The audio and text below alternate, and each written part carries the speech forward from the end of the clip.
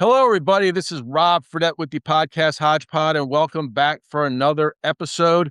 Going to talk to an author today, and joining me is Gene Walden. He's a best-selling author, and he took more than 2 years to write a illustration book for children, Matchup at Adventureland Golf, the epic quest of the two fearless boys. It's his first children's book, but he's written 30 nonfiction books. And Gene Walden, welcome to my podcast. Thank you for joining me. Yeah, thanks, Rob. Great to be here.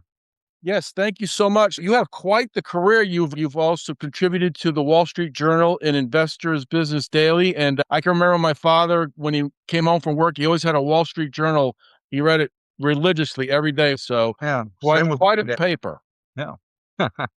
Yeah, my dad, same thing, every day. First of all, welcome, and talk about if you could just do a brief introduction, and then we'll talk about your book, your career, and you're also an Indiana University graduate, so we need to talk about the football team a little bit later too. Sure. Okay. Yeah, Matchup at Adventureland Golf. It's the story of two little boys, and they're playing in a golf tournament pretty much around the world and beyond. And so there's 18 holes, and every hole is a different adventure encounter. Throughout the book, they play through hundreds of different animals. They play through lions and tigers, elephants, giraffes.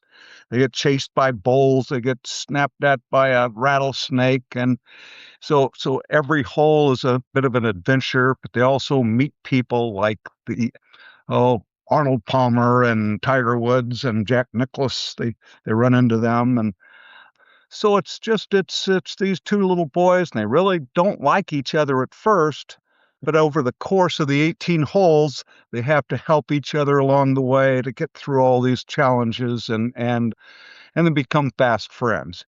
And so it's it's a story of adventure, a story of golf, but also a story of friendship and overcoming obstacles. And the book is about 145 pages long. It's all in rhyme. It's like a 5,000 word poem, sort of, and there's 120 illustrations, and it's a large book. It's 11 inches by 8.5 inches, so it's big illustrations. That's why it took over 2 years to write and illustrate it. 2 years. Was that painstaking, or was it fun? The most fun was writing the rhyming verses. That was a blast because you get into that mode and you're thinking in rhyme, you're talking in rhyme, you're even dreaming in rhyme. So that was kind of a blast. It was something I hadn't done before. Same with the illustrations. I'd done a lot of graphics and website building and that kind of thing, but I'd never really painted or illustrated a scene before as such. So I kind of had to learn how to do that. But after I'd worked on the book for, I guess a couple of months, I started showing some of it to some of my friends. And the first question they always asked was, wow, who did your pictures? So at that point, I knew I had it. I had figured out how to illustrate these little kids and their adventures. And I wouldn't say that was the most, I think the writing it was good. The pictures were incredibly tedious. They would often take, one picture might take a full week, and my weeks typically were something like 16-hour days.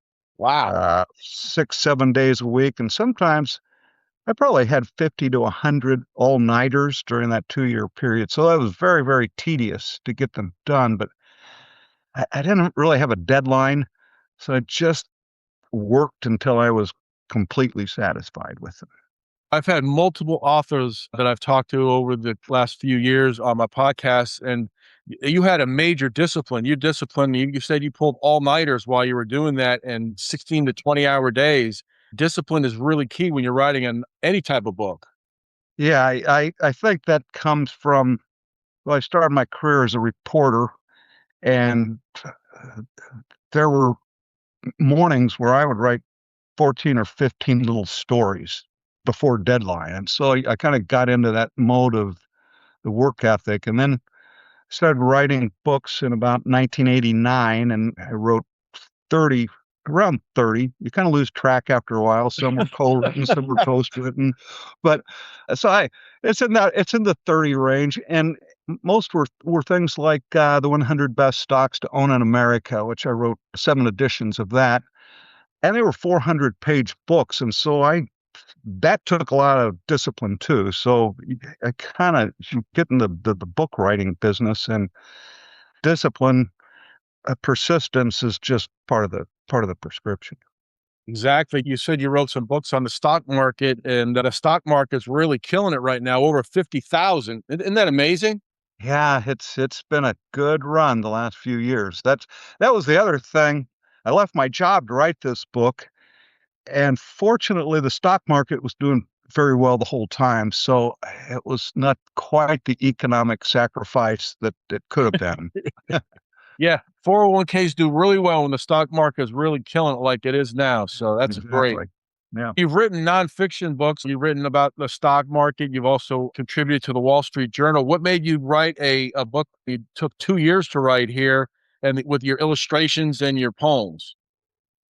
My whole life as a writer, like a lot of writers, what you're trying to do is just pay the bills, feed yourself. You're Yeah. just, and so I wrote all these books, and it helped send my 2 kids through college and that Mm, sort of thing. But I really wanted to do something that lasted past the next market cycle, something that would have, oh, it would be something timeless. And as a newspaper reporter and columnist and a writer of these timely books on the stock market and business and that sort of thing, I'd never really written anything that was going to last past, well, sometimes not past tomorrow, sometimes not past next year. So it was important to me to do something that I really wanted to do that would presumably be timeless and last for, beyond my years. mhm. So what was it like contributing do you still contribute to the Wall Street Journal? What was that like? Because that's like one of the upper echelons of newspapers. Well, it was kind of funny. At the same time that I was doing that, I was also a columnist for the Investor's Business Daily on a freelance basis. So I was covering the Twin Cities for both newspapers and writing books and doing a lot of other things. At the time, it's a meal ticket. You just they call me, let me know what they needed to have covered, and I go out and cover it. And I never really thought about it other than, like you say, my dad read it religiously, and it's a great institution. So it was. I'm no longer involved with them, but I've been a columnist for a lot of different publications, including the Minneapolis Star Tribune, and so I've stayed busy in that realm as well. Yeah, I remember my father used to have the Wall Street Journal in his briefcase when he came home from work every night. It was like religious reading for him. He'd read it, and read it. So talk about the book with the children's book that you did. You have two characters in the book. So talk about that if you could briefly and without giving much away. And, the story, because you said they didn't like each other. And how did they progress when you were writing the book? Well, they're little kids. They're in the Pee-wee division, so they don't. It's like kids may see other kids and immediately not necessarily like them. It was like something minor to the effect of, I don't like his shoes, thought Zay, and his shirt hangs way too low. Jordan, peering back, thought, I can't wait to get this win, and wondered why any kid would choose to keep his shirt tucked in. So it's little things like that, but over time they were, oh gosh, attacked by bulls, and one case a pterodactyl swooped in and picked up one of the boys, and the other one jumped up on a stump and reached his club up and saved the other one. And so the whole book is about them battling through through wildlife, dinosaurs, and every animal you could imagine. They even made it to the moon, so they played one hole on the moon.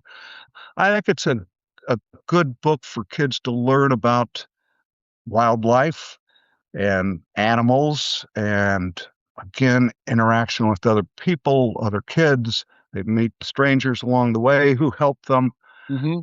And it's an exciting adventure story. And in the end, a heck of a competition because by the 18th hole, you don't know who's going to win. And so there's sort of a surprise ending, and some things get jumbled up there, and I've actually seen grown men and grown women choke up as they finished reading the book. So it's a good story with a lot of adventure along the way. You mentioned earlier obstacles. You mentioned obstacles. I've had a few episodes prior to this one just on just like our everyday lives, like the obstacles we hit. Talk about the obstacles that the young boys had to hit in the book. Well, let's see. They're again, every hole is a different adventure or interaction. Sometimes it's often nature related. For instance, on one hole, they're on a iceberg, Mhm. but because of global climate change, that iceberg is melting.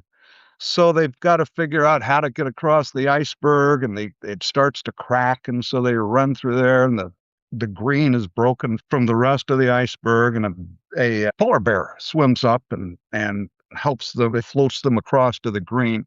So that's one of the challenges. Mhm.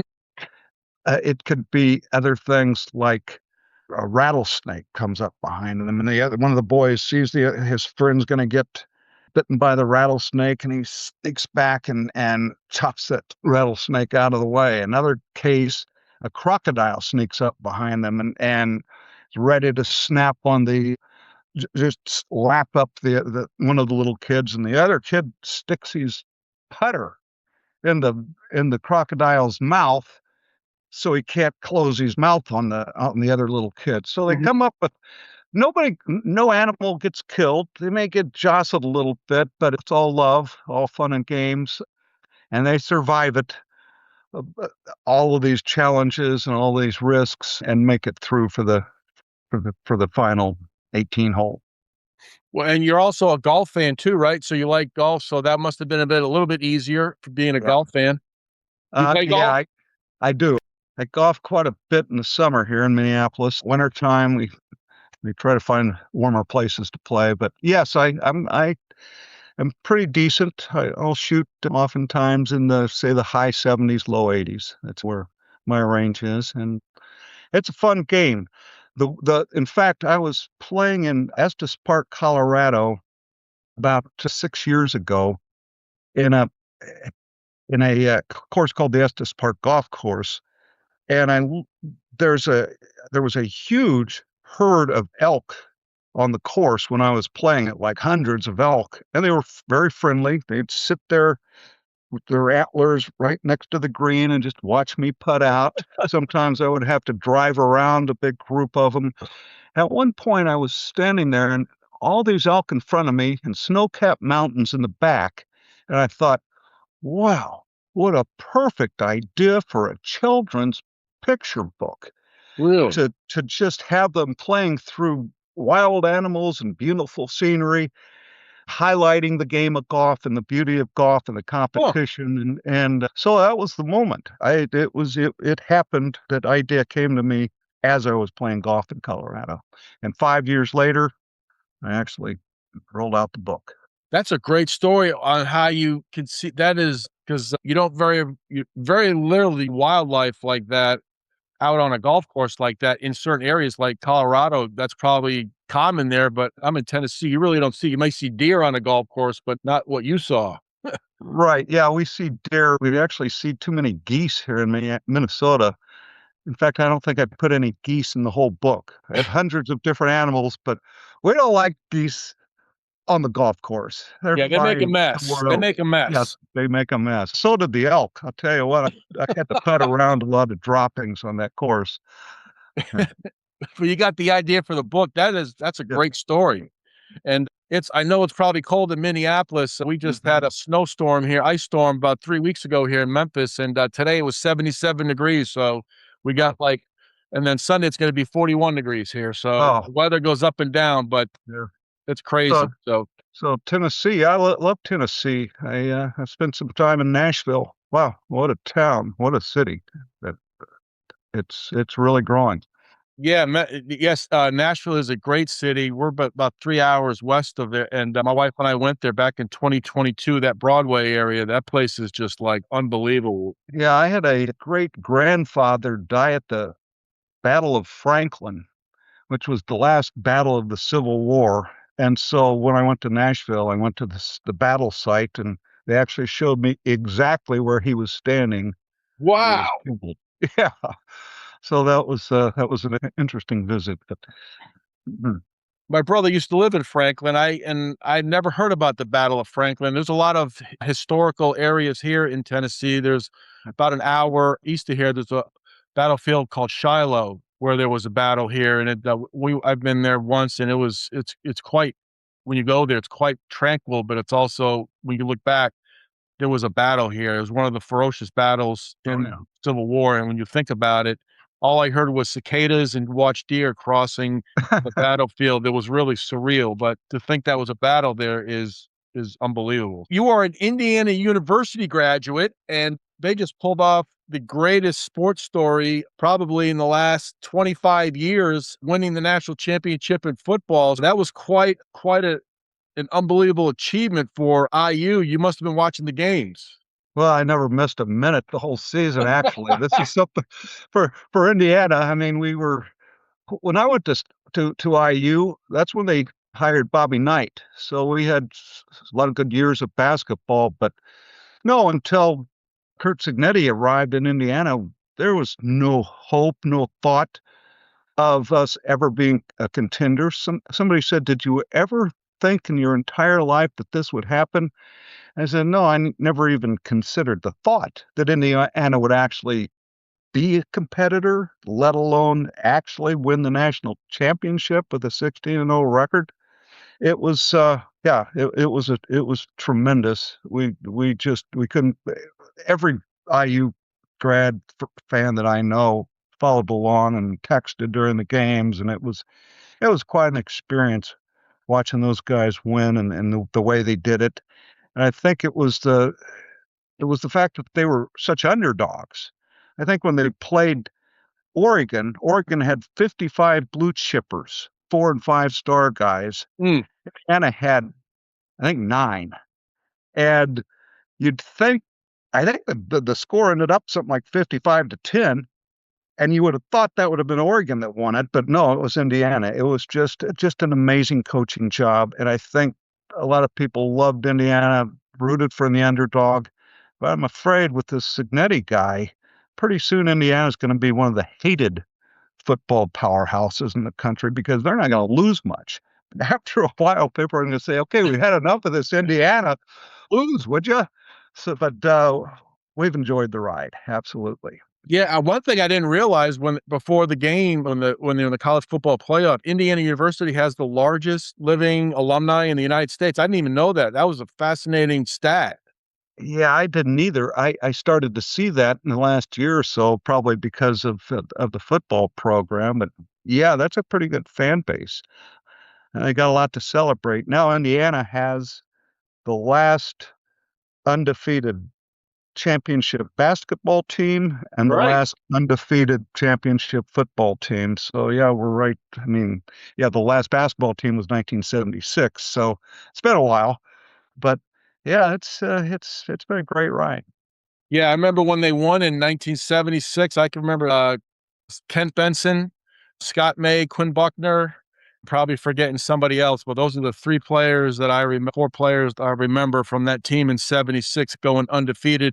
I had a chance to meet Quinn Buckner years ago, and I was truly, I know I grew up in Massachusetts, so I followed the Celtics, but I bumped into him and I said, "It's quite an honor meeting you playing for the Celtics." And he could not have been nicer. I always find him very engaging. Yeah, I was a young reporter in Indiana when that happened, and I actually went to Kent Benson's house and met his parents and his family and interviewed them, and that was fun. But I'll tell you what, his parents were sort of religious, and they did not like Bobby Knight, but they had to have loved the success that their son had there. Did you ever interview Bobby Knight when he was coach? No, I walked by him a couple of times in the sports tunnel. I was a reporter for the Indiana Daily Student, probably Mhm. all 4 years at Indiana. I did, however, interview Lee Corso, and in fact, Huh. the football coach, and I remember driving around the campus with my photographer in the front seat and Lee Corso in the back seat of my '65 Chevy. It's like, "You can sit up in front." "No, no, I'm happy back here," and I don't know, he was a funny guy. I think I wrote 2 or 3 stories about him for different publications, but, yeah, that would be my Indiana coach story. That's cool because he was quite in the panel there, College Game Day, when he put the mascot who he think would win the game. That was must-see television on College Game Day. I forgot he did coach at Indiana, that's right, and, that's great when you have stories like that. When you look back, became famous in College Game Day, years ago. He rode in the back seat of the car you were in. You ever think about that time when you see him on television at times? Every single time, you know, if I'm watching with somebody, I'll say, "Oh, Lee Corso, he was riding in the back seat of my '65 Chevy."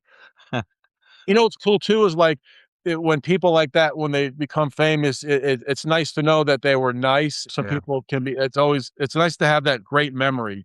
And one thing about the IU football team, every game they played in the college football playoff, it was like a home game for them. There was just the massive IU contingent of fans yeah, at all the games. right.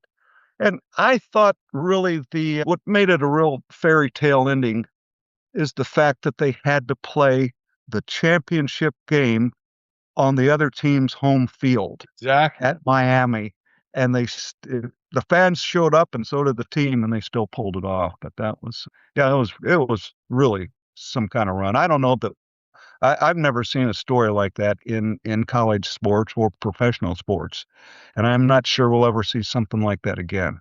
Pretty amazing. The losingest team in the history of college football was Indiana when Signetti took the job, and within 2 years, they were the national champions. Yeah. It's One other unbelievable. thing about that game against Penn State, any game you watch on TV is a game of inches. If that play doesn't happen at the end of the game, it's a totally different story. I mean, it's a game of inches and time on the clock, left on the I clock. And I had that play agree. not been made, who knows what would have happened. Yeah, I agree. I think that was the play of the year. I mean, a lot of people talk about Signetti. I mean, the quarterback Mendoza diving across Well, good. the end zone, and that was phenomenal. But it's still, without that catch by Omar Cooper, which is that also probably the most incredible catch I've ever seen. The way he kept his feet in bounds in the end zone. Without that catch, that season would not have been as magical. That was probably what you mentioned, probably the play of the year for Indiana.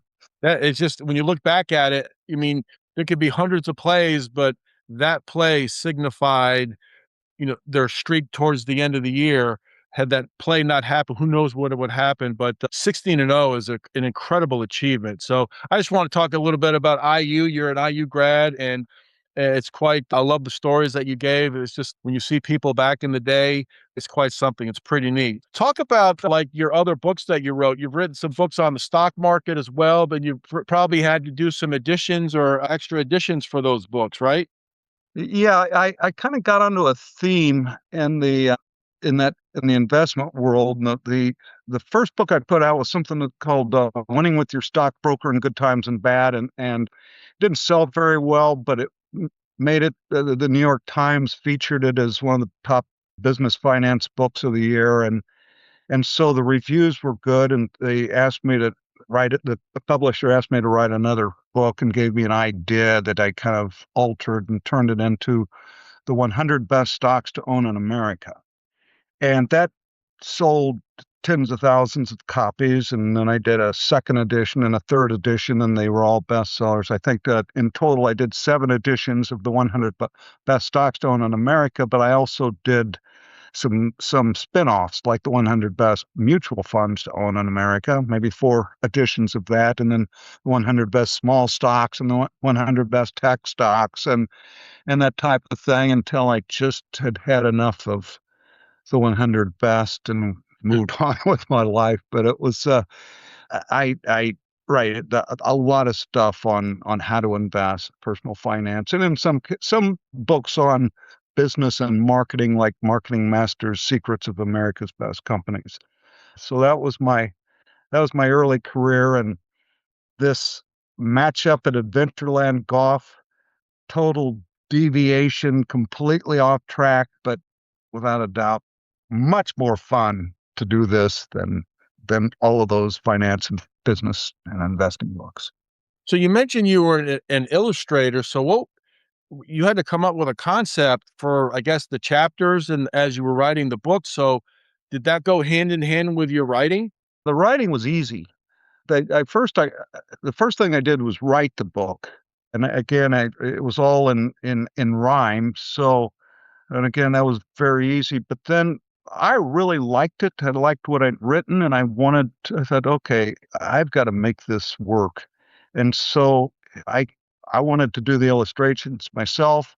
It's not that I couldn't have hired an illustrator or two, but these guys are good. I just I've never really liked working with illustrators that much because I have a certain idea of what I want, and they have a certain idea of what they want, and they have egos like I do. Creative people have egos, and you got to feed their egos. And I just didn't want to deal with all that. So it was important to me to figure out how to do these illustrations of golf courses and beautiful scenes and animals. And I just worked on it.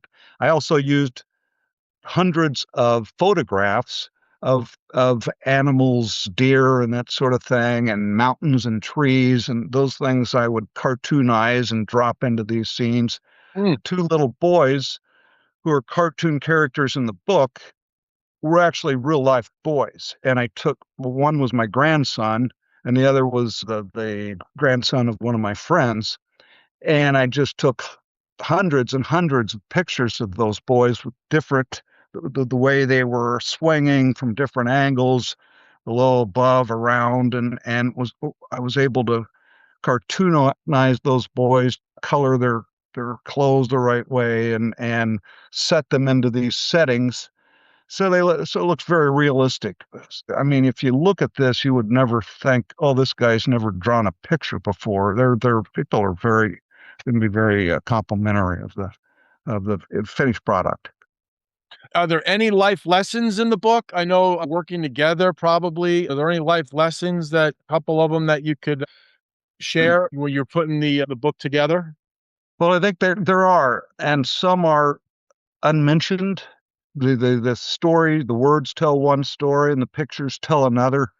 Of course, it's the story of two boys who didn't like each other who become friends. So it's like, don't judge somebody, be open to friendship. It's overcoming obstacles and challenges. Like I said, it's also the unspoken underlying message, maybe diversity and inclusion. One of the boys is African American, the other was white. They meet some grown-ups along the way, a maiden in Egypt, Aborigine, a man in Australia, an African guide on Mount Kilimanjaro as they go down the mountain. And so there's this underlying concept of diversity and inclusion. And I think that's not just important in life, but maybe particularly important in golf because we're not the game of golf could use a little more color. I understand Tiger may be playing in the Masters, but it's pretty vanilla out there on the PGA circuit now, and I know the PGA is doing a lot to try to encourage more diversification, but it really has to start with little kids. I mean, most of the players on the PGA circuit probably started at age 3 or 4. Their parents belong to country clubs, and they really have an advantage. And so I think it would be nice to have a little more diversity. I love Scotty Scheffler, but he's not the most exciting athlete in the world. He doesn't have a lot of charisma, and I think there's the world of golf, professional circuit, could use a little more flavor. Yeah, I agree. Ricky Fowler's got a nice little he's got a little pizzazz to him. Yeah. He's on the back end of his career, but everybody loves Ricky. Yeah, and then who else? You got Rory McIlroy. I've gotten to like him the last few years. Yeah. He's just a professional, and he just goes about his business on the Yeah, I love course. Rory.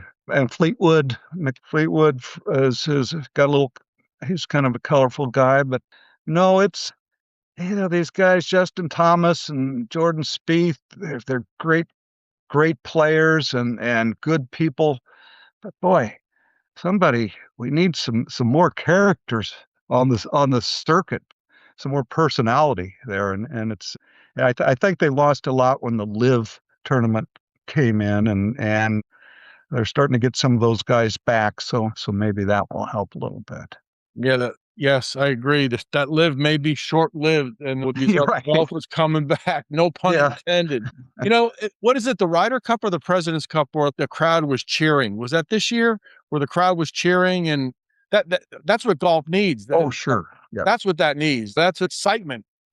Right. It was engaging television to watch. I think that's what you're referring to.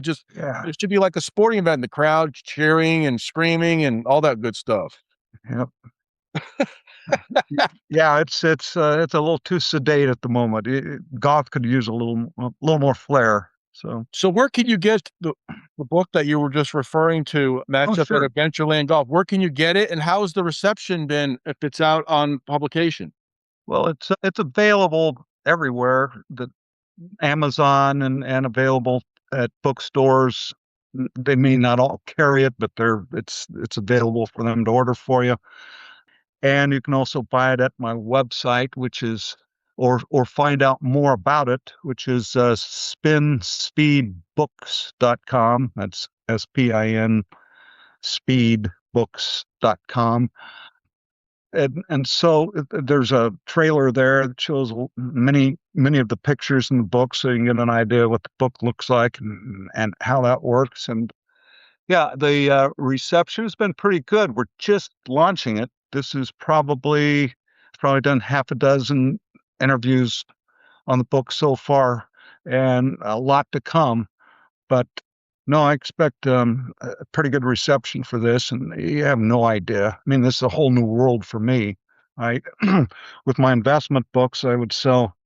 I think I sold as many as the 100 best stocks known in America. Probably, I don't know, several 100,000. If I Wow. could sell, if I could sell several thousand of these, I'd be pretty happy. And if I could even come close to that, that would be good. But the good thing about this is it's timeless.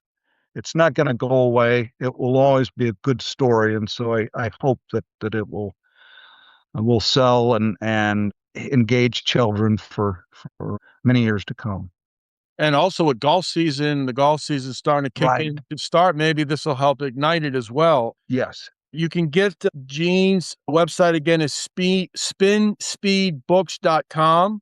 That's his website as well. You get it at Amazon, and that's going to be maybe a good gift for a child or an adult. I think this would be great. Gene Walden, I want to thank you very much for joining my podcast and talking about your book, your career, a little IU football, and how you went about writing it. And it was pretty cool how the concept that you came up with the book is still, I think that is amazing that it was inspired by playing golf and then visualizing, saying you want to do that. That's an awesome story. Yeah, well, thanks, Rob. Hey, it's been a pleasure. It's been a lot of fun.